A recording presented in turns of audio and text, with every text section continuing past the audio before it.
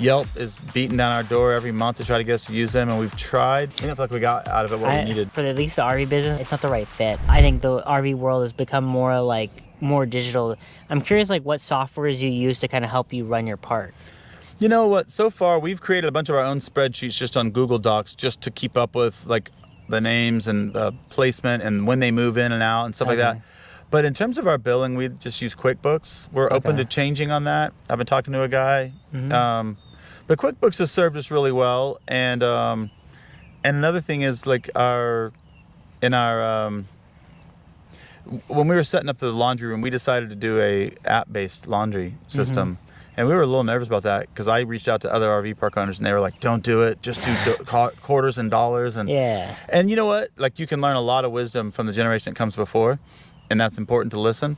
But on that one, I decided, you know what? I'm going to reject this advice because I feel like this is maybe a group of people that just hasn't kept up. So I decided very deliberately to reject that advice, and it was a very good decision in that case.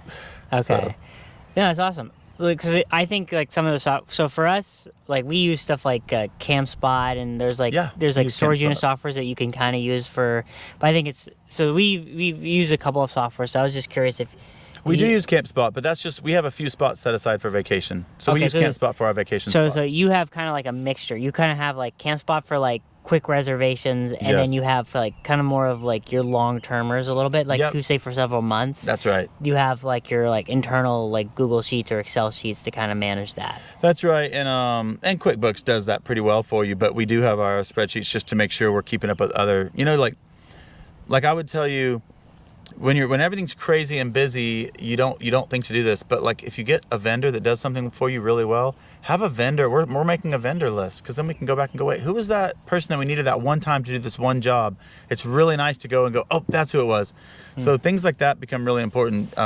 Keeping track of people that you enjoyed working with that were a positive experience. But yeah, QuickBooks, CamSpot, and Yelp is beating down our door every month to try to get us to use them, and we tried them for a month, and we didn't feel like we got out of it what we needed. I hate to say this about Yelp. I kind of like to say this about any company, but I think it's kind of for at least the RV business it's not the right fit.